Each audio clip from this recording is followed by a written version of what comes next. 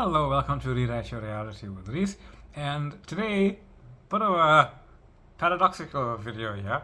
How to remove a specific person from your life. So, here's the thing. I like this idea because it's the same thing. It's exactly the same thing. It's seeing reality exactly the same way. A lot of the time, you get the question, how do I remove a third party? Opposed to how do I remove this party now?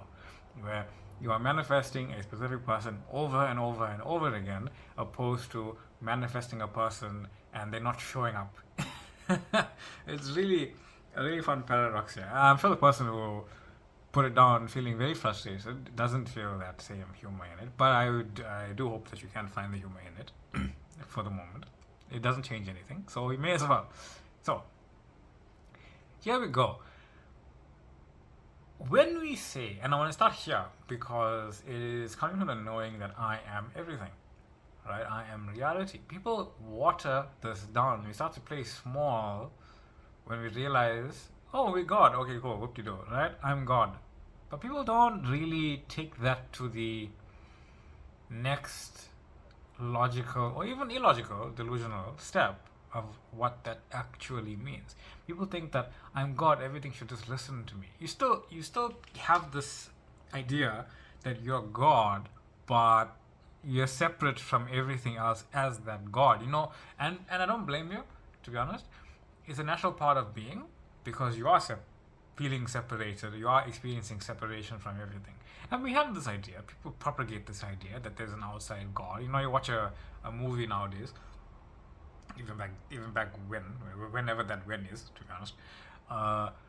You watch a movie, you see Thor, you see Loki, you see all these people. They're walking among you, and the word God becomes watered down to make the masses and general population happier with this idea that, okay, God is that thing there, I must be that thing, and I'm God now. But why am I not expressing my superpowers in moving this person out of my apartment? And isn't this such a small concept, right? A small idea of what God is. God is everything. If you take, and this is a better explanation, but it still limits it, right? Imagine the whole universe, quickly, as one movement, as one idea, just moving from state to state to state to state. And when I mean state to state to state to state, I mean, for argument's sake, for understanding's sake, second by second by second by second. Just imagine every second is a state, right? It's more than that. But if you consider everything is God, everything is moving together in harmony, even if it seems chaotic, even if there's destruction involved, because there's creation also involved simultaneously, that everything is moving in its harmony. We may not understand that harmony because we'll see like a volcano washing over taking out a forest. All the birds, bees, and trees are gone because of this molten rock. But what happens? It grows back, it comes back anew, it comes back more vibrant, comes back more exquisite, if you want to say it like that, right? We have beaches and oceans, they're beautiful. We have a hurricane. It's like, oh, what's going on here? We have earthquakes, we have mountains, we have all of this stuff working together, destroying and creating at the same time. All of that movement, that infinite intelligence of how it goes, because if it was truly only destruction, it'll be gone. If it was truly only creation, it'll suffocate itself. Cool, eh? Destruction can't not coexist with creation. It has to coexist because complete destruction means nothing will be left and we wouldn't have anything. Complete creation means we'll be overwhelmed by all of it. For your three-dimensional experience, things have to be destroyed for it to come into your reality as creation. But they're both illusion, because nothing gets destroyed, nothing gets created. This is removal and coming into it, right? Removal and acquisition. Also, all one idea. You need to include yourself in this idea. You need to include your infinite beingness in this idea. As this idea, your three-dimensional self is this idea. It is one with all things.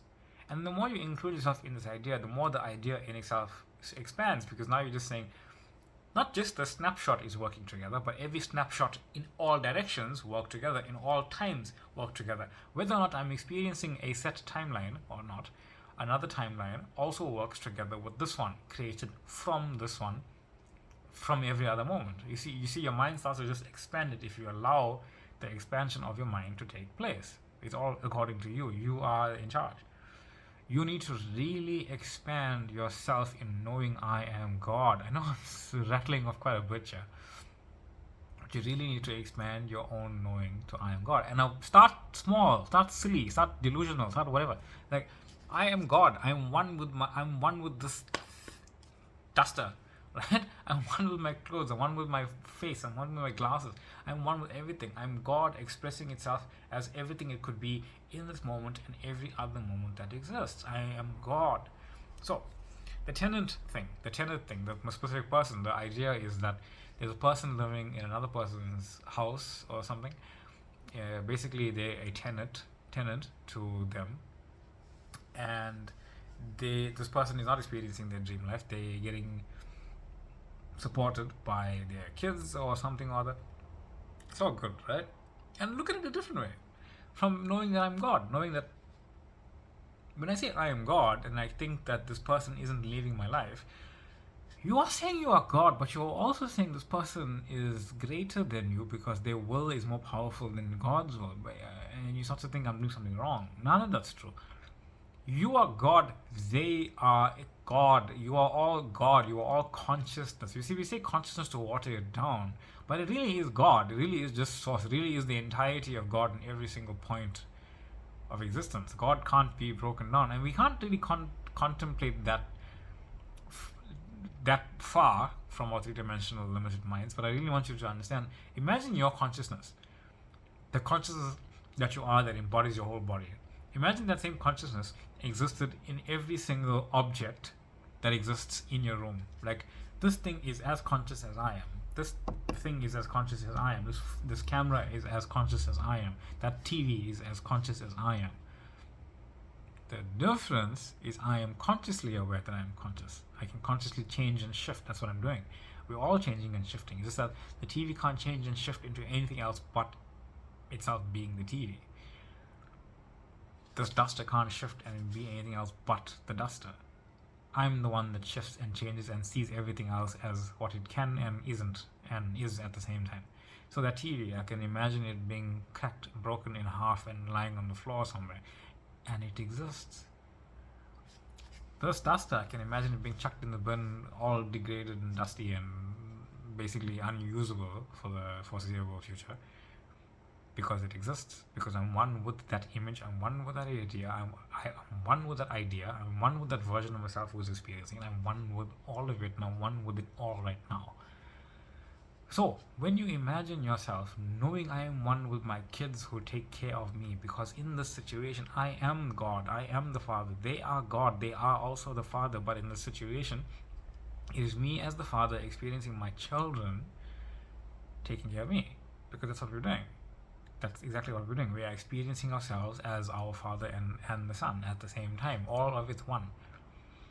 So it's not reliant on your children. It's your children are manifestations of yourself, part of it in the path of your least existence to take care of you monetarily for this moment. It's no longer your choice, no longer your preference, but you don't have to go and beat it to the ground or feel ashamed by it that they're paying for something or other for you to exist. It's all love. It's all coming to you via whatever. Just drop the shame and drop the guilt about it and make a choice. I'm no longer reliant on anybody in my life. Everyone relies on me for money if they want it, if they need it. And I always have an abundance, an overflowing amount of money to give it to them. Because I give it to them willingly. Because I know everyone in my reality gives it to me willingly. Because I already have it. I must be receiving it from everyone. I receive money from everyone. Because everyone's me.